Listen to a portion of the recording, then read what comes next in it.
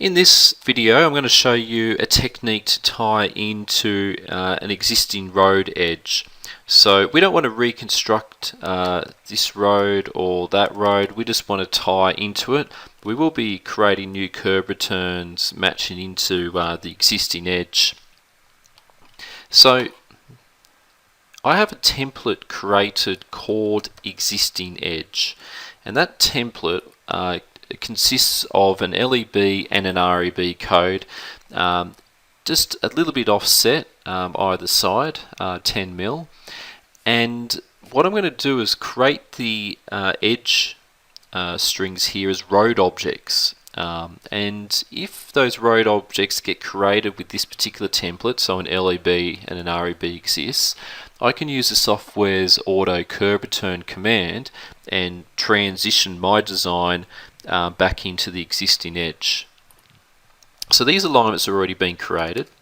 What I'm going to do is run create road and pick on that existing edge object or alignment and apply the existing edge template, and I'll set the sampling to be nice and tight and click OK.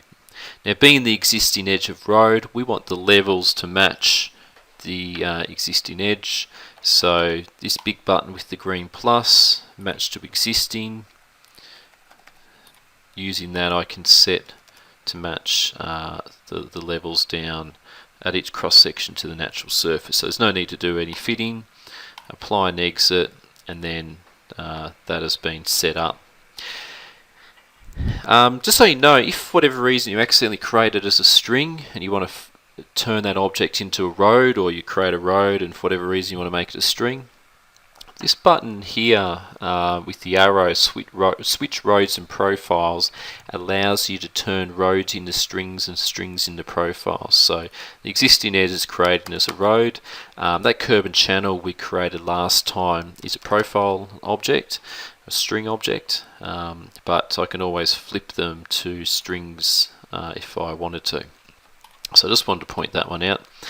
Now over on the other side we're going to do the same thing, create road, existing right, apply that existing edge template, nice tight sampling, and then once again match to existing, match to the natural surface. Right, now we know that the intersection has been detected by the software, so we get that red line indicating the intersection has been picked up. Now if I open up the vertical grading of my main road, the software has tied in my design into that existing edge, and you can see it's added this vertical curve, or this IP with the vertical curve. Now I can't actually delete that well at this stage anyway, because it's controlled by what we call the auto vces. Now on a reconstruction job you generally want to turn it off so you can control exactly how that transition occurs into the intersection. So I'm going to open up the resample sections for President Street, and down the bottom you'll see set auto VCEs, and I'm going to set that to never for cut and fill situations. Right, and I've turned that off.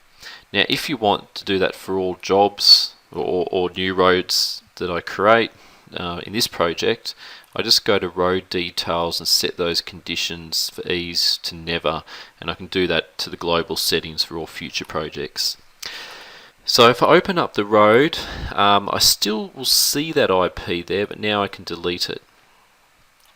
What I want to do is rerun the compute VC that I set up before, where I wanted about 50 mil above the surface there.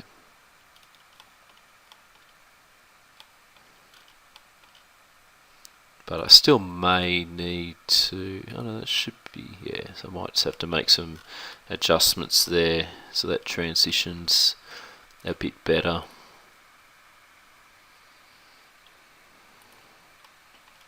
But anyway, we don't have the auto VC there now, and I have full control over the transition of my design back into the existing side road. Okay, so now that those intersections are set up, I'm going to add the kerb returns in. So I'm just going to use the kerb return command. I think I want this at a 6 meter radius, and I'll put this one in at a 6 meter radius as well. And this one I'll go for, we'll try 4. Now, just playing around, I actually created my own alignment for this kerb return. So you do have the option of just creating your own geometry for the kerb return. And when you go and create the kerb return, you simply pick on specify. I called that alignment new kerb, and that kerb has been created.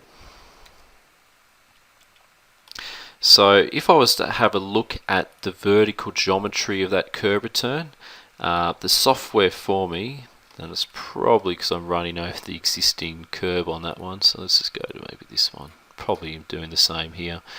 Yeah, it's jumping up and down a bit. But what the software is doing is transitioning my design back into the existing edge.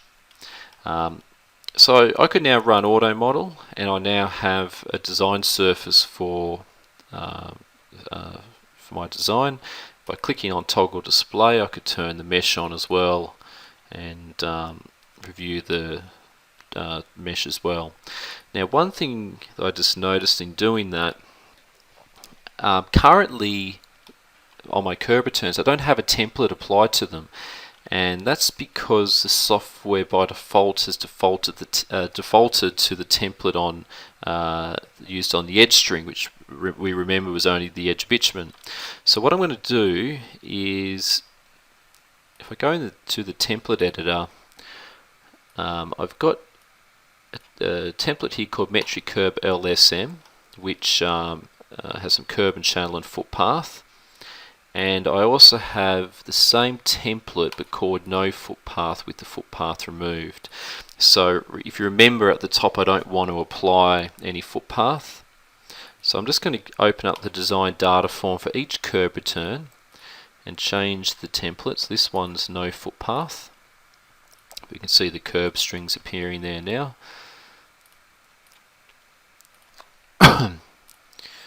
And the southern ones will get the template that has the footpath.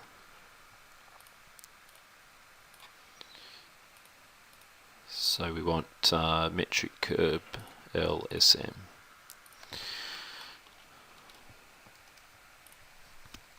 Now when you make a change to the template like that, while you're in the design data form, selecting this button will refresh the model, design model for you. Okay, so our road is coming along. What I'm going to do in the next video is just visualize it. We can see it in 3D, and I might show you a technique to change the curve to a layback shape through that driveway there.